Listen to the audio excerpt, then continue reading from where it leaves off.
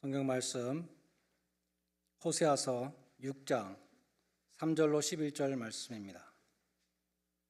호세아서 6장 3절로 마지막 절 11절까지 제가 봉독하겠습니다. 그러므로 우리가 여호와를 알자, 힘써 여호와를 알자. 그의 나타나심은 새벽빛같이 어김없나니 비와 같이 땅을 적시는 늦은 비와 같이 우리에게 임하시리라 하니라. 에브라임아, 내가 내게 어떻게 하랴? 유다야, 내가 내게 어떻게 하랴?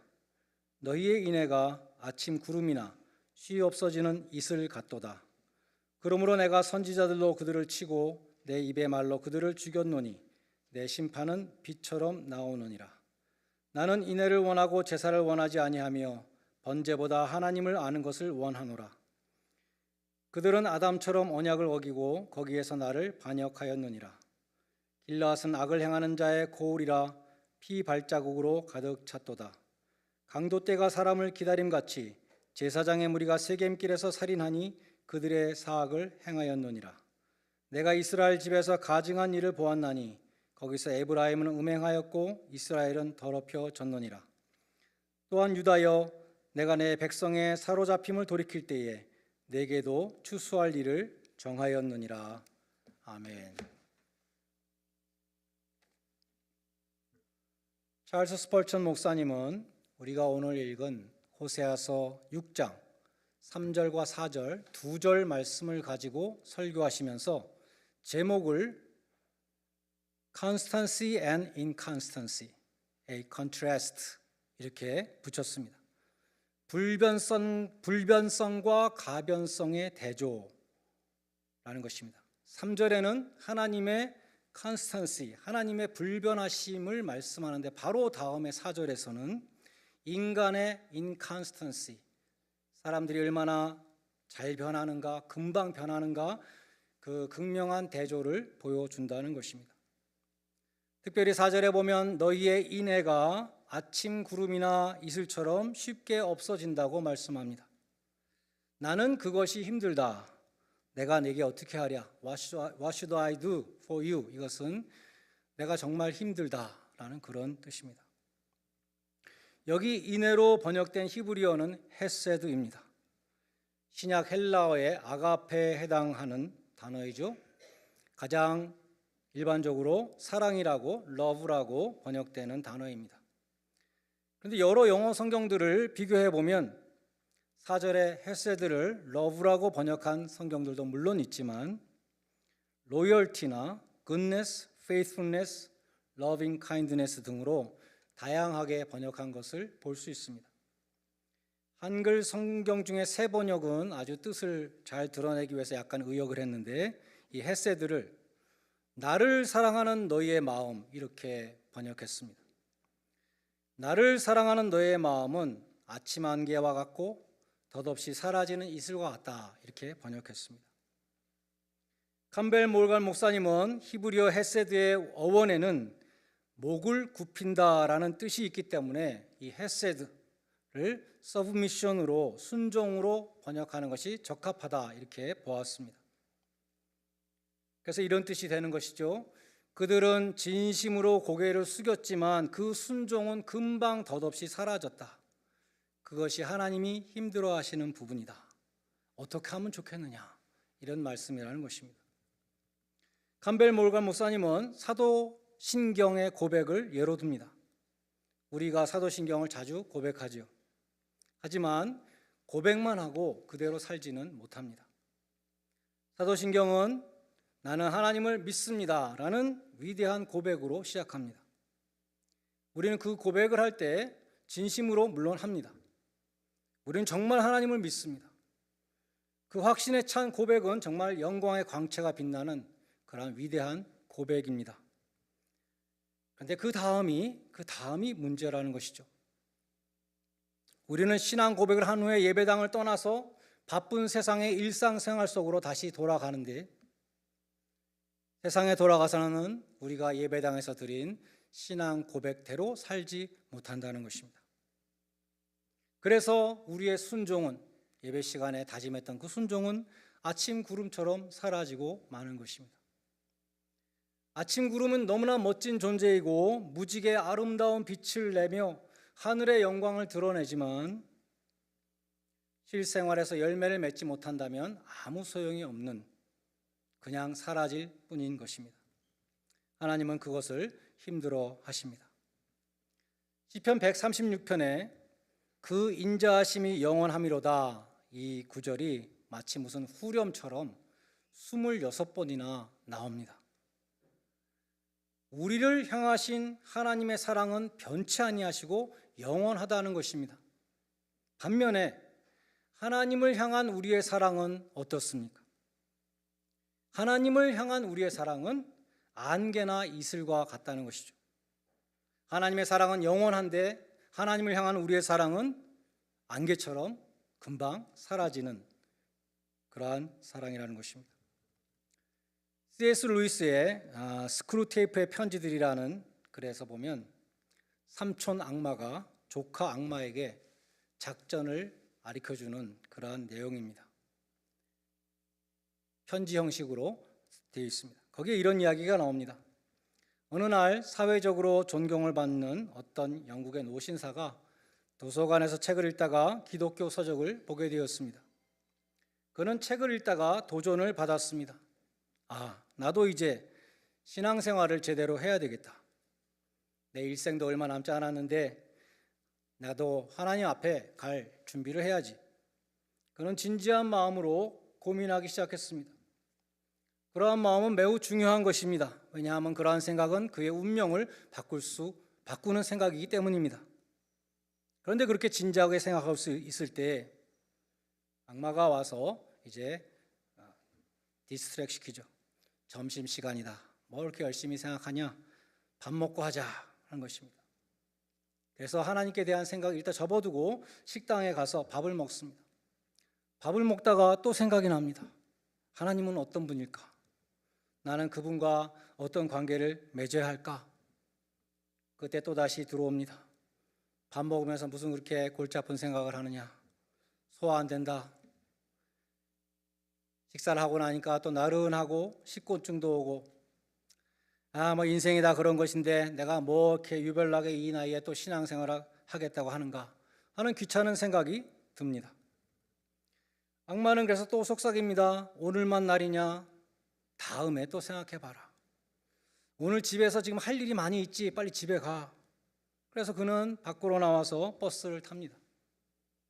결국 아무런 변화를 받지 못하고 여느 때와 똑같이 버스 좌석에 앉아서 신문을 보며 집으로 돌아옵니다.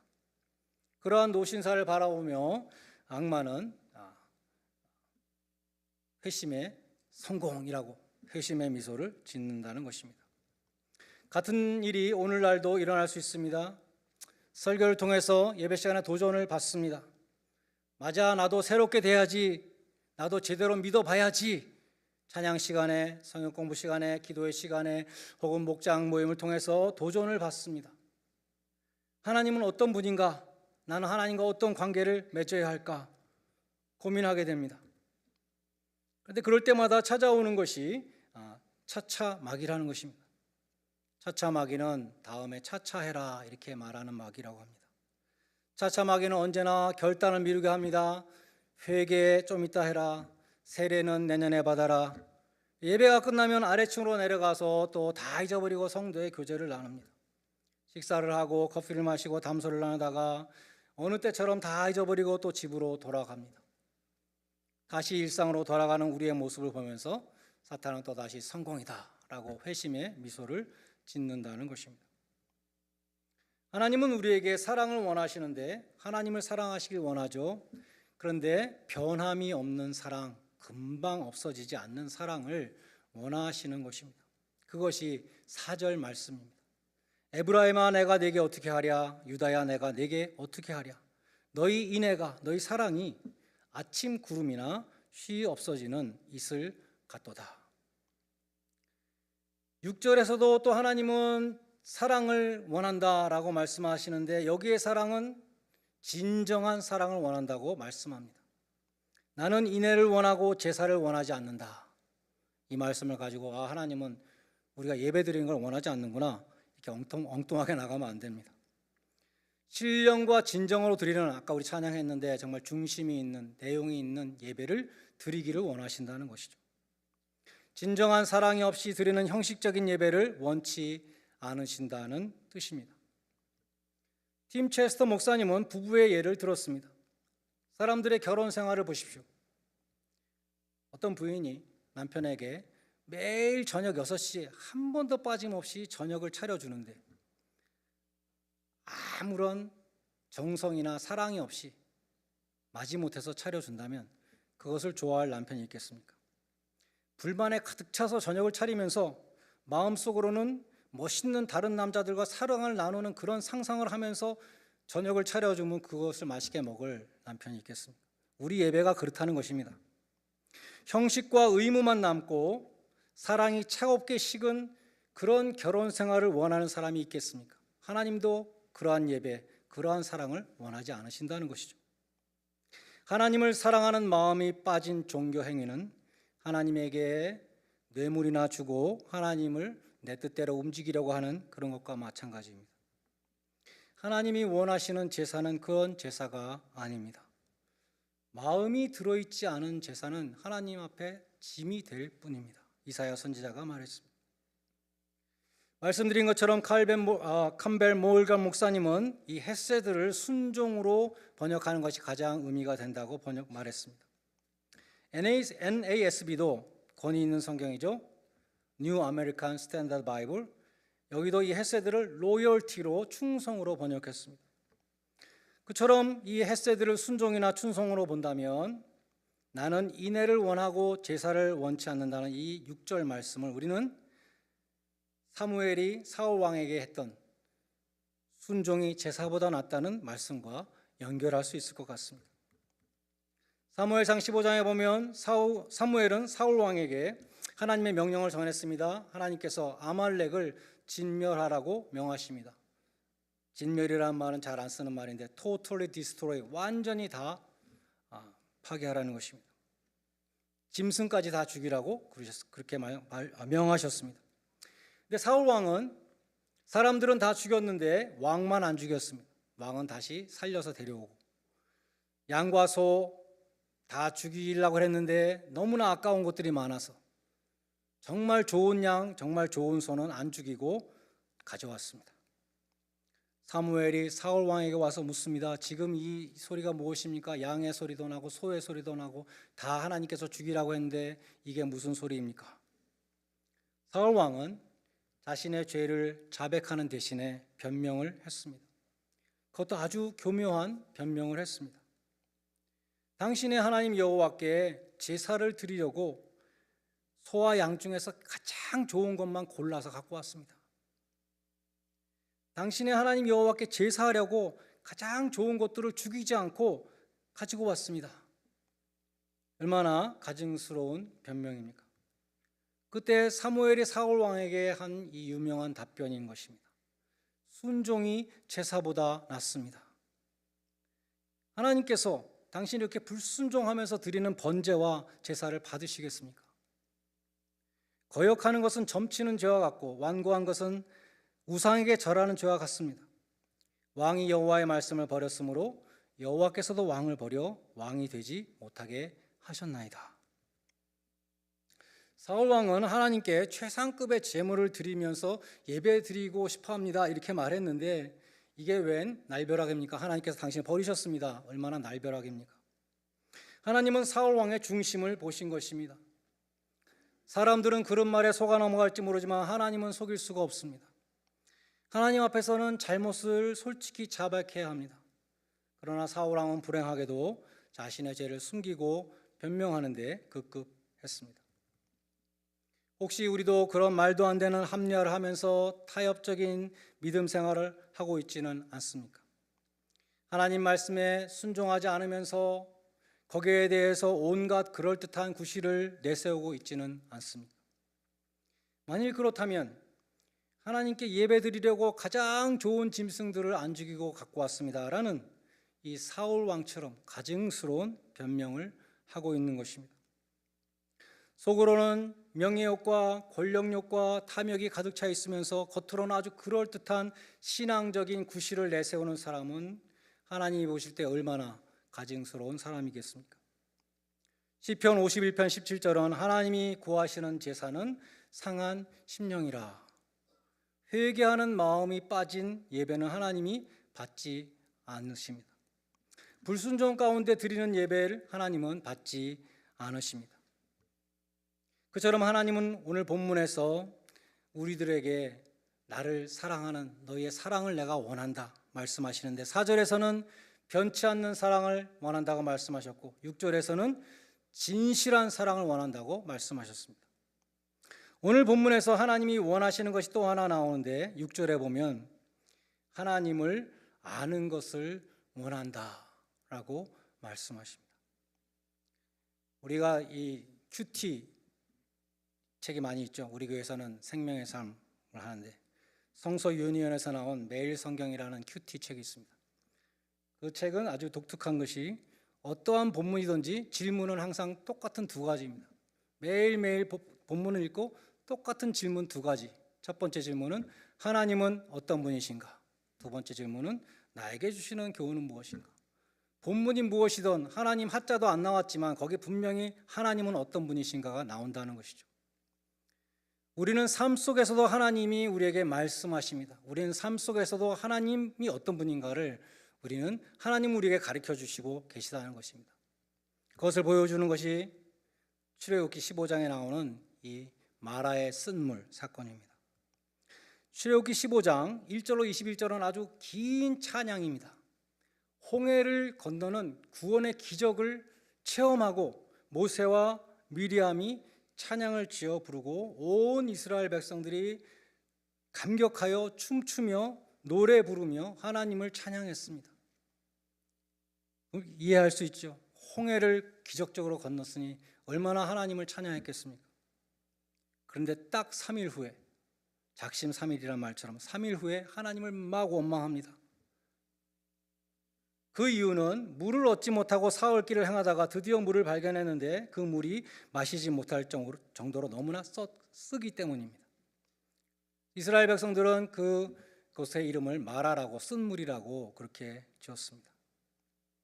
이스라엘 백성의 그 찬양, 예배 그것이 딱 3일 만에 원망으로 바뀌었습니다. 우리도 불과 사흘 전에 감사와 찬양의 제목이 넘쳐나고 하나님 내가 주님을 사랑합니다 그렇게 고백하고 그런데 어려움이 닥치면 3일 만에 다시 태도가 돌변해서 하나님을 원망하는 그러한 자세를 가질 수 있는 것이죠. 그러나 하나님은 이 마라의 쓴물을 통해서 하나님이 어떤 분이신가를 보여주셨다는 것입니다. 이스라엘 백성들은 고난을 통해서 하나님이 어떤 분이신가를 알게 되었습니다. 고난은 하나님을 경험할 수 있는 기회인 것입니다. 욥도 고난을 통과하고 이렇게 고백했습니다. 내가 주께 대하여 귀로 듣기만 하였더니 이제 눈으로 주님을 뵙습니다. 욥도 매우 경건한 사람이었지만 인생의 쓴맛을 보기 전에는 하나님을 체험하지 못했습니다. 기독량으로 간접 경험을 했을 뿐입니다. 그러나 고난을 통과하면서 하나님을 전인격적으로 온몸으로 경험했습니다. 그래서 욥에게도 하나님을 체험한 것이 고난의 큰 축복이었습니다. 그래서 이제는 내가 하나님을 압니다라고 고백했던 것입니다. 이스라엘 백성들은 마라의 쓴물을 통해서 하나님을 알게 됐습니다. 치료하시는 하나님 여호와 라파를 알게 되었습니다. 고난은 변장된 하나님의 축복이라는 말이 있습니다. 마라의 쓴물 뒤에는 하나님이 풍부한 곳 엘림을 준비하고 계시고 뿐만 아니라 마라의 쓴물을 단물로 바꾸시는 그 치유책도 하나님은 갖고 계시는 것입니다. 그러기에 우리는 마라를 만났을 때에도 이스라엘 백성들처럼 조급하게 원망하는 것이 아니라 모세와 같이 기도해야 되겠죠. 이것이 하나님이 주시는 시련이고 하나님이 주시는 시련이라면 이 속에도 선하신 하나님의 뜻이 있을 것이다. 내 믿음을 업그레이드 시켜주시는 하나님의 뜻이 있을 것이다. 병아리 같은 나를 강한 군사로 훈련시키시는 하나님의 섭리가 있을 것이다 라고 믿고 기도하는 것입니다. 치료하시는 하나님, 이스라엘 백성들은 그 쓴물을 통해서 하나님을 알게 되었습니다. 그러므로 눈에 보이는 마라의 쓴물 때문에 우리도 실망할 필요가 없습니다. 우리의 삶 속에서도 엘림을, 오아시스를 예비하고 계시는 것입니다. 축복은 하나님의 손에 있습니다. 우리는 하나님과 바른 관계를 맺는 것이 중요합니다. 하나님을 의뢰하고 사는 사람은 손해가 다시 이득이 되고 패배가 승리가 되고 마라의 쓴물이 단물이 되고 합력하여 선을 이루는 하나님의 그 선하신 은총을 경험하게 되는 것입니다. 사도 바울은 빌립보서 4장에서 말씀했습니다. 아무것도 염려하지 말고 오직 모든 일에 기도와 간구로 너희 구할 것을 하나님께 감사함으로 구하라. 그리하면 너희 상상을 초월하는 하나님의 평강이 그리스도 예수 안에서 너희 마음과 생각을 지키시리라. 베드로도 말했습니다. 너희 모든 염려를 주께 맡겨버리라. 왜냐하면 하나님께서 너희를 권고하심이라. 권고한다는 것은 보살피고 계시기 때문이다 라는 뜻입니다. 우리가 하나님을 사랑하고 하나님을 알고 인정해 드릴 때에 모세의 기도에 응답하신 하나님께서 우리의 쓴물도 단물로 바꿔주시고 풍부한 땅 엘림으로 인도해 주실 줄로 믿습니다. 치료자가 되시는 여호와 라파, 하나님의 보살피심이 여러분의 삶 속에도 풍성히 나타나시기를 주님의 이름으로 간절히 축원드립니다. 기도하시겠습니다. 이제 한번 통성으로 기도하시겠습니다. 하나님은 변치 않는 사랑으로 우리를 대하시는데 우리가 하나님을 사랑하는 그 사랑은 아침 이슬처럼 사라진다고 말씀하셨습니다. 여러분은 하나님을 사랑하는 마음이 없이 예배에 참석하고 형식적인 신앙생활을 하고 있지는 않습니까? 이 시간 잠시 기도할 수 있기를 바랍니다. 하나님이 원하시는 것을 행하게 하옵소서. 하나님께 변함없는 사랑, 진정한 사랑을 드리게 하옵소서. 지금도 말씀하시는 주님, 특별히 어려움 가운데 하나님을 알게 하시는 그 주님과 동행하며 교제하는 복된 삶을 살게 하여 주시옵소서. 다 같이 통성으로 함께 기도하시겠습니다. 하나님 아버지, 주님께서는 우리를 변치 않는 사랑으로 대하시며 그 인자하심이 영원하시다고 말씀하셨습니다. 그러나 우리는 하나님을 사랑한다고 말하면서도 우리는 하나님을 그 마음이 오래 가지 못하고 변하고 하나님 아버지, 우리가 순종하는 그 순종이 또 오래 가지 못하고 변하며 하나님 앞에 충성하는 그 충성이 오래 가지 못하고 변하고 아버지 하나님, 우리가 하나님을 알지 못하고 우리 뜻대로 살아갈 때가 너무나 많이 있습니다. 하나님, 주님께서 원하시는 두 가지, 하나님을 사랑하며 하나님을 아는, 하나님을 인정하고 하나님을 경외하는 그 두 가지를 하나님 앞에 드리기를 원합니다. 아버지, 변하는 사랑이 아니라 변치 않는 사랑을 드릴 수 있도록 도와주시고 형식적인 삶이 아니라 진정한 사랑 가운데 주님을 높여드리는 삶을 살아갈 수 있는 저희들이 되게 해주시기를 간절히 소원합니다. 하나님의 주권을 늘 인정할 수 있도록 도와주시고 하나님을 인정할 때에 주님께서 우리의 발길을 인도해 주신다고 하였사오니 하나님을 아는 지식 가운데 자라가며 하나님을 진정으로 경외하는 저희들 될 수 있도록 도와주시기를 간절히 소원합니다. 나를 사랑하면 나의 양들을 먹이라고 말씀하신 주님, 하나님을 사랑하기 때문에 주님의 일을 잘 감당할 수 있는 저희들 될 수 있도록 도와주시고 삶 속에서도 말씀하시고 역사하시고 또 하나님의 성경 말씀을 통해서 우리에게 늘 말씀하시는 그 하나님을 깊이 알아가며 친밀한 교제 가운데 동행할 수 있는 복된 성도들이 다 되게 하여 주시옵소서. 예수님의 이름으로 기도합니다. 하나님 아버지, 저희가 하나님을 믿고 사랑한다고 고백하지만 주님을 잊고 살아갈 때가 너무나 많이 있고 주님의 주권을 인정하지 못하고 내 뜻대로 성급하게 결정할 때가 많이 있었습니다. 변치 않는 사랑, 진정한 사랑을 원한다고 말씀하신 주님, 네가 나를 진정으로 사랑한다면 내 양을 먹이라고 베드로에게 말씀하신 주님, 우리가 예배와 삶이 일치되는 하나님을 정말 온 마음 다해 섬기며 삶 속에서 주님을 섬겨가는 귀한 종들이 다 되게 하여 주시고 하나님의 말씀 성경 속에서도 말씀하시며 삶 속에서도 말씀하시고 역사하시는 그 하나님을 날마다 더 깊이 알아가며 친밀한 교제 가운데 동행하는 복된 성도들이 되게 하여 주시옵소서. 예수님의 이름으로 기도드리옵나이다. 아멘. 찬송가 331